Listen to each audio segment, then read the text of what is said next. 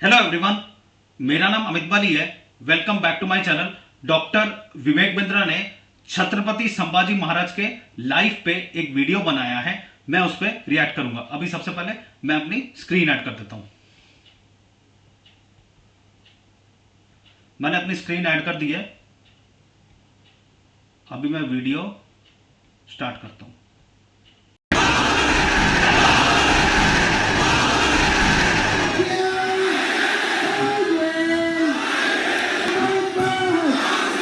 हे आपका स्वागत है। मैं विवेक बिंद्रा, मोटिवेशनल स्पीकर। आज एक ऐसे इंसान की बात करूंगा, हो सकता है आपकी आत्मा कांप जाए। एक बात कहूं, वीडियो पूरा देखिएगा अगर हिम्मत है आप में तो, और कोशिश करिएगा कि अंत में रोए भी ना आप। इनका नाम है छत्रपति संभाजी महाराज। आपने छत्रपति शिवाजी महाराज का वीडियो देखा था। यह उनके ज्येष्ठ पुत्र 1657 में इनका जन्म हुआ। बचपन से आखिरी तक केवल संघर्ष।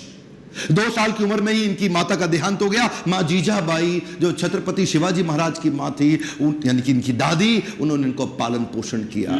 सोचता हूं कहां से शुरू करूं और कहां लेके जाऊं। अद्भुत बालक जिसके बारे में पूरी दुनिया को पता लगना जरूरी है। 13 साल की उम्र तक 13 भाषाएं सीख चुके थे। 13 साल की उम्र तक संस्कृत के विद्वान पंडित सारी रीजनल भाषाएं, भारत की पुर्तगालियों की भाषा, अंग्रेजों की भाषा, मुगलों की भाषा, साउथ इंडियन लैंग्वेज, सारी डेक्कन भाषा, कई शास्त्र लिख डाले।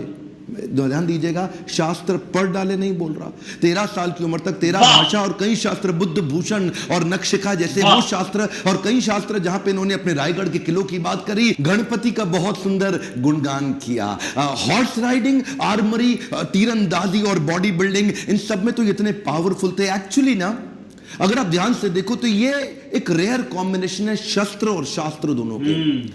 जो बच्चा या जो व्यक्ति शास्त्र पढ़ने में बड़ा एक्सपर्ट हो जाता है ना, फिर उससे शस्त्र उठता नहीं। और जो शस्त्र उठा लेता है वो शास्त्र पढ़ने में निपुण नहीं होता। अद्भुत बाल साहित्यकार, जो साहित्य पढ़ता भी था और साहित्य लिखता भी था। हुआ क्या, बुद्धि और बल दोनों बढ़ गया। 60 किलो की तलवार लेके 16 साल की उम्र में पहला युद्ध रामनगर का जीता। छोटा बच्चा होता है ना, उसका मन होता है कि पिता के साथ समय बिताए, पर पिता उस समय मुगलों से लोहा लेने में व्यस्त हो चुके थे। लेकिन एक बार छत्रपति शिवाजी महाराज ने, अभी ये 9 साल के थे संभाजी महाराज, इनको क्या बोले, मेरे साथ चलो, आगरा जा रहा हूं मैं, वहां के मुगल शासक औरंगजेब से मिलने।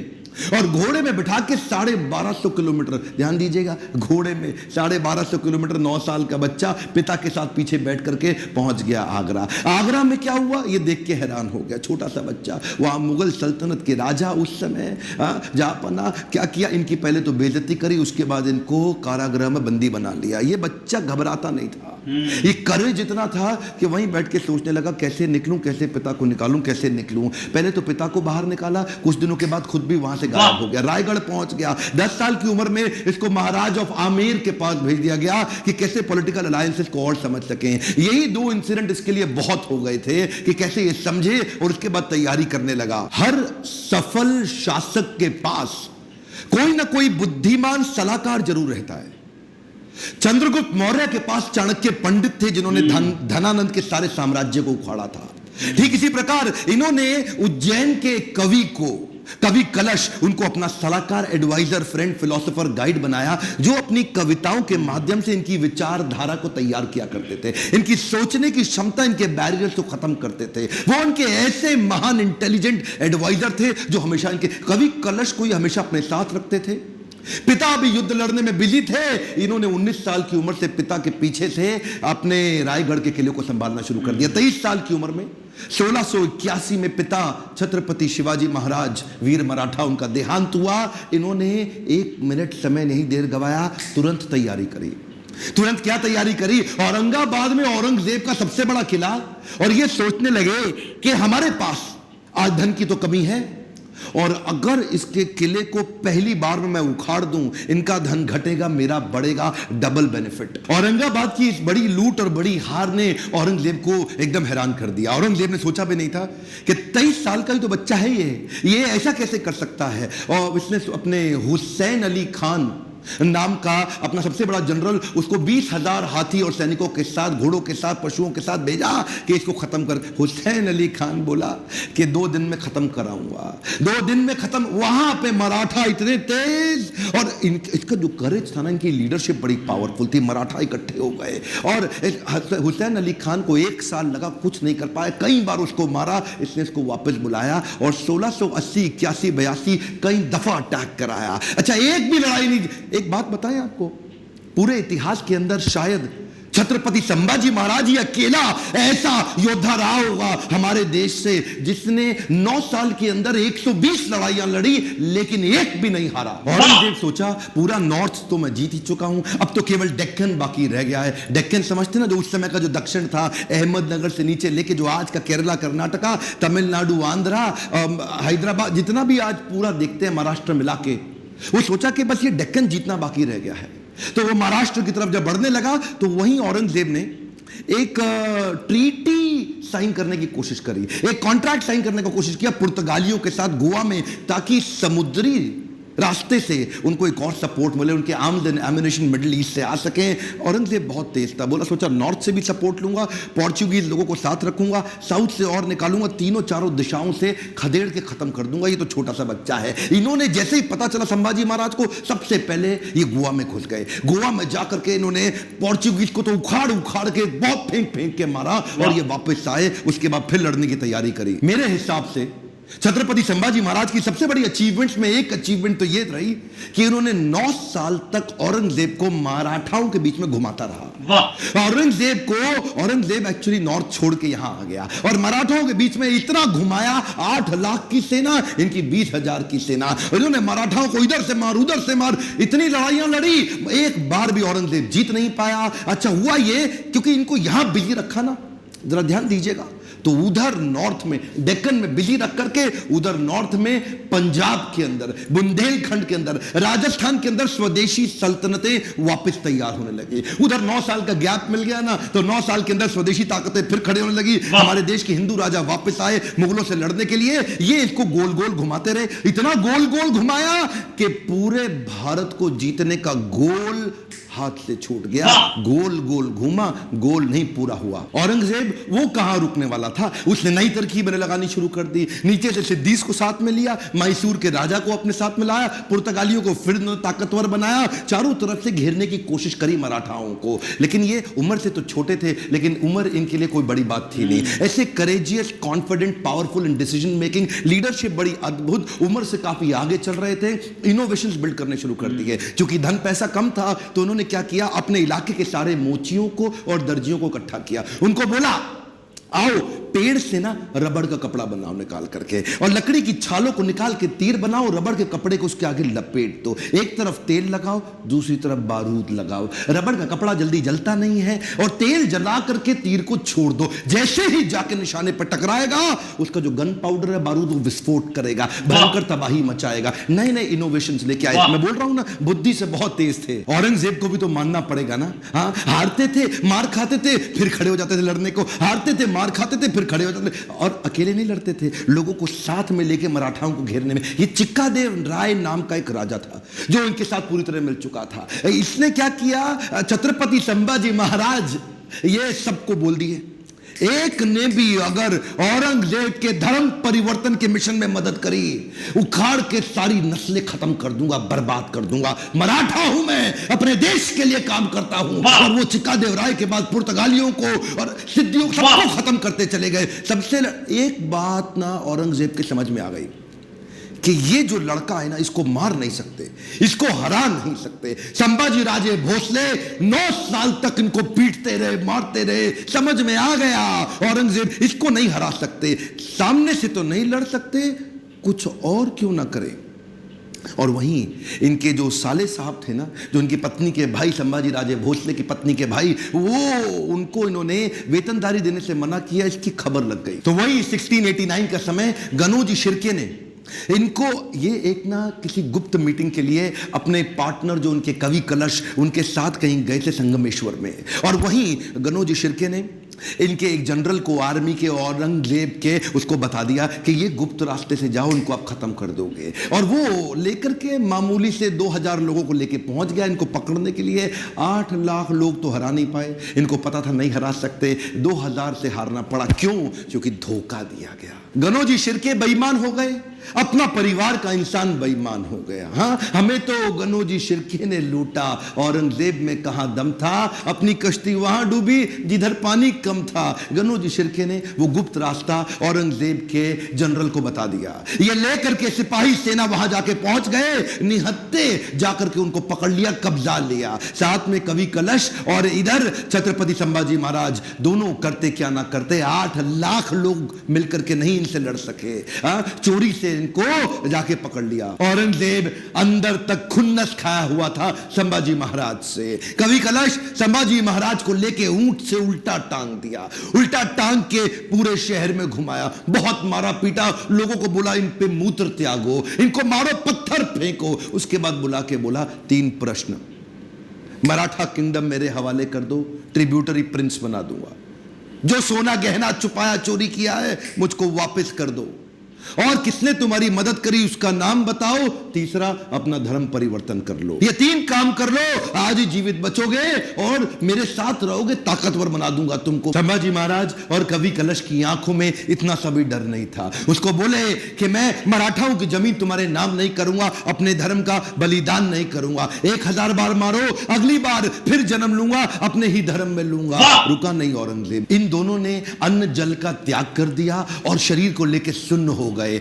वो उनके नाखून उखाड़ते चले गए, आंखों में मिर्चियां डालते चले गए। उसके बाद जलती सलाखें लेके आंखों में डालते वक्त फिर पूछा, उसको भी डाल दिया। ये बोले नहीं कुछ भी, ये शांत खड़े रहे। पीड़ा बहुत हुई लेकिन ये नहीं बोले हमको छोड़ दो, माफ कर दो। उंगलियां काटनी शुरू करी, पांव की काटी, पांव काटे, हाथ काट दिए, बालों को उखाड़ दिया, वो हाल किया। उसके बाद धीरे धीरे खाल उतारने लगे। हर बार पूछते थे 3 प्रश्न, अपना धन दे दो, जमीन दे दो और धर्म परिवर्तन कर लो। ये सुन्न खड़े रहे वहां पे। ये दर्दनाक सिलसिला 40 दिन तक चलता रहा। औरंगजेब रोज शाम को आके उनसे पूछता था, बता दो बता दो, और आखिरी में बोला कि मैं तुम्हारे आगे हार मान गया, मेरी 4 संतानें, अगर मेरा एक भी बेटा तेरे जैसा होता ना संभाजी महाराज, पूरे देश को मुगल सल्तनत बना देता, इस देश को, भारतवर्ष को मुगल सल्तनत बना देता। तेरे आगे मैं हार मान गया। काट डालो उसका शरीर, काट डालो उसका शरीर। टुकड़े टुकड़े कर दिए उनके, वाघ नख लेके छोटे छोटे टुकड़े करके उनको बोला नदी के पास फेंक दो। समस्त मुगल राजाओं में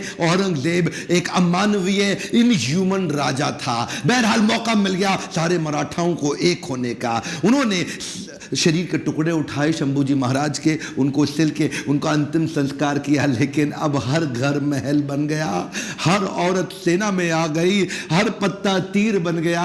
देश धर्म पर मिटने वाला शेर शिवा का छावा था, महापराक्रमी परम प्रतापी एक ही शंभू राजा था। सारी मराठा कम्युनिटी एक हो गई और उसके बाद दोबारा युद्ध छेड़ा गया, खत्म हो गया। दक्कन का सुल्तान बनने का उसका सपना कुछ ही साल के अंदर वहीं दक्कन की भूमि में मारा गया, वहीं खत्म हो गया। औरंगजेब देश को नहीं जीत पाया। गर्व है मुझे कि मैंने जन्म लिया ऐसे देश में जहां वीर मराठा संभाजी महाराज का जन्म हुआ, पर दुख है मुझे कि देश आज ऐसे वीरों को भूलता चला जा रहा है। आज मेरी, आपकी, हर मराठा की और पूरे देश की जिम्मेदारी है कि इनकी कहानी पूरे देश को पता लगनी चाहिए। इस वीडियो को आग की तरह पूरे देश में फैला दो, बंद मत कर देना। इस वीडियो को शेयर किए बिना लाइक करिए। अगर आपको थोड़ा भी अच्छा लगा कमेंट में मेरे को फीडबैक दीजिए, और किसका वीडियो आप देखना चाहते हैं। मेरे साथ जुड़े रहने के लिए चैनल को सब्सक्राइब करके हर बार इस तरह के वीडियो देखने के लिए दिल से आप सब।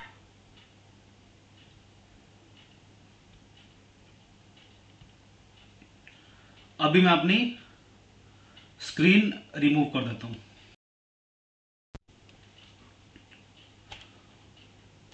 अभी मैं अपना रिएक्शन स्टार्ट करता हूं। सबसे पहले मैं बोलना चाहता हूं, देश धर्म पर मिटने वाला शेर शिवा का छावा था, महापराक्रमी परम प्रतापी एक ही शंभू राजा था। अभी मैं कवि कलश के बारे में बात करता हूं। कवि कलश की स्टोरी बहुत मोटिवेशनल है। कवि कलश को मैं सैल्यूट करता हूं। कवि कलश जैसा दोस्त दुनिया के हर एक इंसान को मिले। छत्रपति संभाजी महाराज की स्टोरी बहुत मोटिवेशनल है।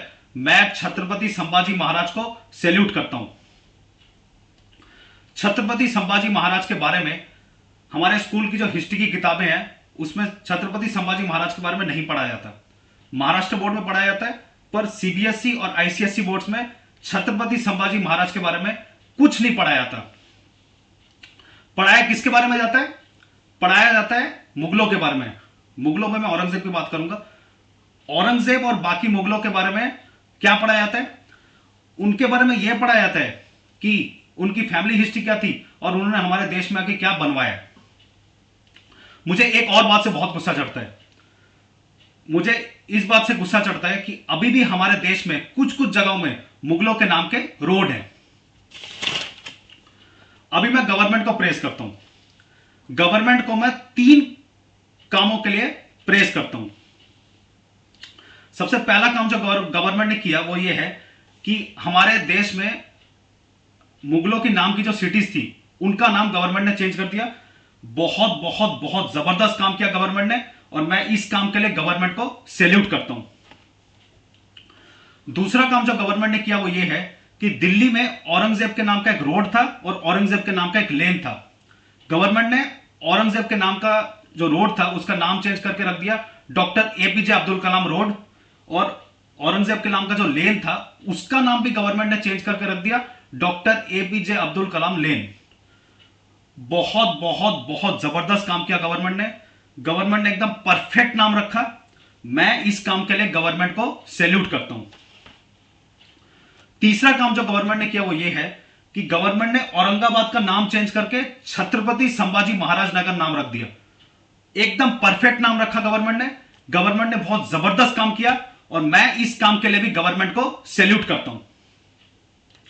अभी मैं चाहता हूं गवर्नमेंट कुछ स्टेप्स ले और कुछ चेंजेस करे। सबसे पहला स्टेप जो गवर्नमेंट को लेना चाहिए वो ये है कि अभी भी हमारे देश में जो मुगलों के नाम के जो रोड है उन सब रोड्स के नाम चेंज किए जाए। सेकंड काम जो गवर्नमेंट को करना चाहिए वो ये है कि हमारी जो हिस्ट्री की जो किताबें हैं उसमें मुगलों की रियलिटी पढ़ानी चाहिए। मुगलों की रियलिटी क्या है? मुगलों की रियलिटी यह है कि उन्होंने हमारे देशवासियों पे बहुत बहुत बहुत बहुत बहुत ज्यादा अत्याचार किए। यह मुगलों की रियलिटी है। मुगलों की रियलिटी यह है कि उन्होंने हमारे देशवासियों का फोर्सफुली धर्म परिवर्तन करवाया। यह मुगलों की रियलिटी है। मुगलों की रियलिटी यह है कि उन्होंने हमारे देवी देवताओं के मंदिर तोड़े। मुगलों की यह रियलिटी है और हिस्ट्री की किताबों में यह पढ़ाया जाना चाहिए।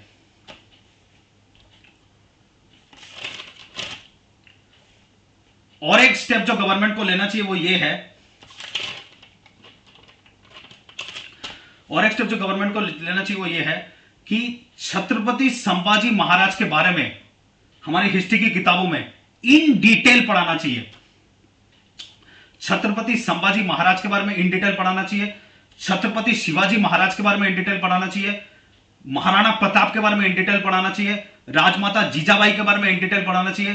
राजमाता अहिल्याबाई के बारे में इन डिटेल पढ़ाना चाहिए। पृथ्वीराज चौहान के बारे में इन डिटेल पढ़ाना चाहिए। राणा सांगा के बारे में इन डिटेल पढ़ाना चाहिए। बप्पा रावल के बारे में इन डिटेल पढ़ाना चाहिए। रानी लक्ष्मीबाई के बारे में इन डिटेल पढ़ाना चाहिए। नेताजी सुभाष चंद्र बोस के बारे में इन डिटेल पढ़ाना चाहिए। इन सब महान योद्धाओं के बारे में इन डिटेल पढ़ाना चाहिए। और बाकी हमारे देश में जितने भी महान योद्धा रहे हैं और जितने भी महान फ्रीडम फाइटर्स रहे हैं उन सब के बारे में इन डिटेल हमारी हिस्ट्री की किताबों में पढ़ाना चाहिए। मैं चाहता हूं हमारे देश के जो युवा हैं उनको पता चले कि हमारे देश के रियल हीरोज कौन थे। और मैं ये भी चाहता हूं कि हमारे देश के युवाओं को पता चले कि हमें कितनी सैक्रिफाइसेस के बाद आजादी मिली है। अभी मैं आपको बताऊंगा कि छत्रपति संभाजी महाराज की स्टोरी से हमें क्या लाइफ लेसन मिलते हैं। सबसे पहला लाइफ लेसन जो हमें मिलता है वो ये है कि अगर हमारे अंदर जिद और जुनून होगा तो हम दुनिया का कोई भी बड़े से बड़ा गोल अचीव कर सकते हैं। दूसरा लाइफ लेसन जो हमें मिलता है वो ये है कि हमें अपने गोल्स को अचीव करने के लिए प्रॉपर प्लान्स और स्ट्रैटेजीज बनानी चाहिए। जब हम प्रॉपर प्लान्स और स्ट्रैटेजीज बनाएंगे तब हम अपना गोल डेफिनेटली अचीव करेंगे। थर्ड लाइफ लेसन जो हमें मिलता है वो ये है कि हमें अपने बिलीफ सिस्टम पे कायम रहना चाहिए और हमें अपने बिलीफ सिस्टम पे अटल रहना चाहिए। जब हम अपने बिलीफ सिस्टम पे कायम और अटल रहेंगे और हम अपने बिलीफ सिस्टम से डेविएट नहीं होंगे, तब हम हमेशा खुश रहेंगे और तब हम अपना गोल डेफिनेटली अचीव करेंगे। फोर्थ लाइफ लेसन जो हमें मिलता है वो ये है कि जब हम अपने गोल को अचीव करने के रास्ते पे चलेंगे तब सेटबैक्स तो आएंगे ही आएंगे। हमें सेटबैक से घबराना नहीं है, हमें सेटबैक से बाउंस बैक करना है। हम सेटबैक से बाउंस बैक कैसे करेंगे? हम सेटबैक से बाउंस बैक करेंगे by making proper plans and strategies, और हम सेटबैक से बाउंस बैक करेंगे अपने विल पावर, करेज और डिटर्मिनेशन से। जब हम सेटबैक से बाउंस बैक करेंगे तब हम अपना गोल डेफिनेटली अचीव करेंगे। मैंने इस वीडियो की ओरिजिनल वीडियो लिंक डिस्क्रिप्शन में दे दी है, आप वहां जाना। आप सबसे पहले डॉक्टर विवेक बिंद्रा के चैनल को सब्सक्राइब करना। मैं चाहता हूं डॉक्टर विवेक बिंद्रा का यह वीडियो देखने के बाद छत्रपति संभाजी महाराज के बारे में पूरी दुनिया को पता चले। मेरी आपसे रिक्वेस्ट रहेगी कि आप मेरा ये वीडियो लाइक और शेयर कर देना। मैं चाहता हूं ज्यादा से ज्यादा शेयर करना, सो दैट छत्रपति संभाजी महाराज के बारे में पूरी दुनिया को पता चले। अभी मैं अपना वीडियो एंड करता हूं, मिलते हैं नेक्स्ट वीडियो पे। Thank you so much for watching this video.